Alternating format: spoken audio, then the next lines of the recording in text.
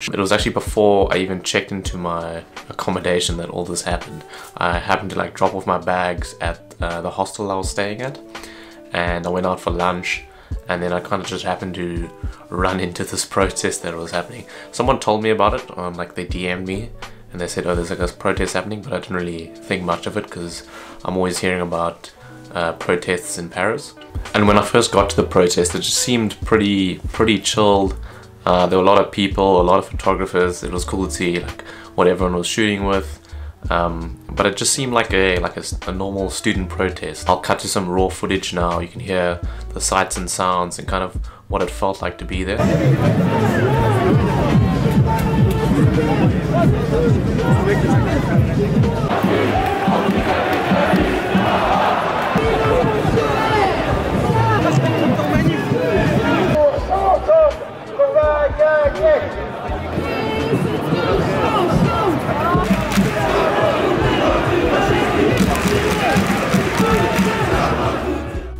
And then these are just some of the shots I managed to capture whilst the protest was mostly calm. I started with the 18-105 in the beginning and I switched to a 50mm later on. And here we can see some of the people whipping out some of those flares that they used during the protests. So things were getting a little bit more rowdy. I'll cut to some more raw footage right now.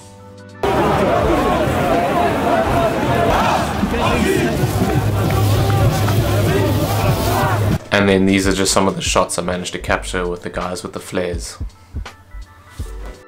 So from this moment on, I kind of just kept following the protest because I got so involved with all the scenes that was happening as it got more and more hectic as it built up. So eventually the protest moved on to what I believe is République Square. We can actually see a guy graffitiing the huge monument there, and I just managed to grab a photo of him climbing down, and just some other photos of the crowd as a whole. You can see how huge it was. And then again, just more people using flares. I managed to get a cool photo of this guy holding his flare, and then just took a few other snaps. Now things started to get very hectic. I actually happened to capture someone smashing in like an advertising by a bus stop. I'll pause the video here and you can see someone put their hand over my camera. And it was from this point on that I realized what the etiquette was for covering this event as a photographer or as the media.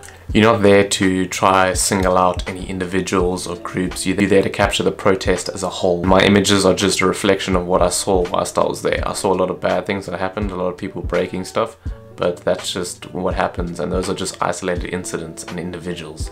And I don't think that reflects the kind of protest as a whole at all. And here are just some additional images of the destruction that happened. Someone tried to light a car on fire with a flare.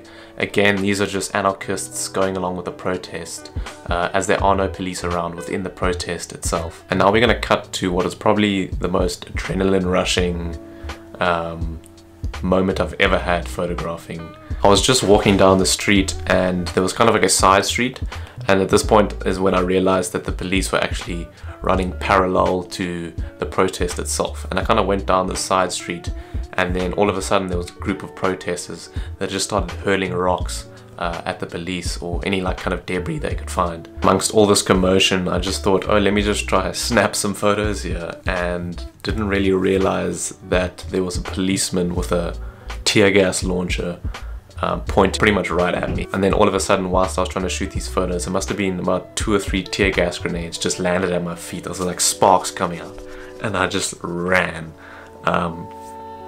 Yeah, it was utter chaos. I had so much adrenaline going through me. It was such like a surreal experience.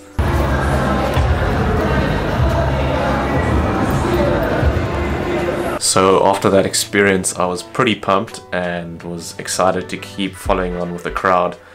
Got hit by the tear gas a little bit, but it wasn't too bad. So yeah, just kind of kept going with the crowd, and eventually the protest got into somewhat of a street battle with the police in one of the side streets. Again, the police are on either sides of the protest, in these side streets. The police brought a truck with a water cannon on top and just started spraying the protesters like hell. So yeah, it got pretty violent there, a lot of throwing of rocks and debris, but it allowed for some great images. Then because of this, the police just flooded the whole area with tear gas. I'm just going to cut to some footage whilst I was there.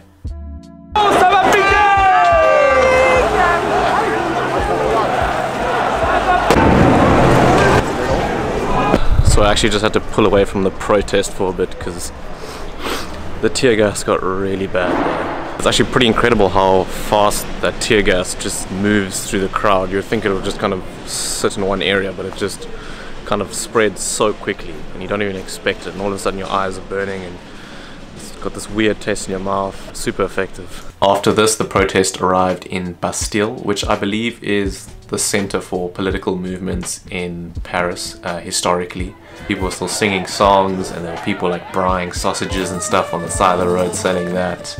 It was pretty cool to be there. It was such an experience, and I'm really glad to have seen it. Obviously, I have no real background as to what the protest was truly about. I got a vague idea, and you can research it online. It was on the 22nd of March. So just search 22nd of March Paris protest. Vaguely about Macron bringing in some labor laws that affected a lot of people. Again, in no way is this video a political standpoint with relation to the protest.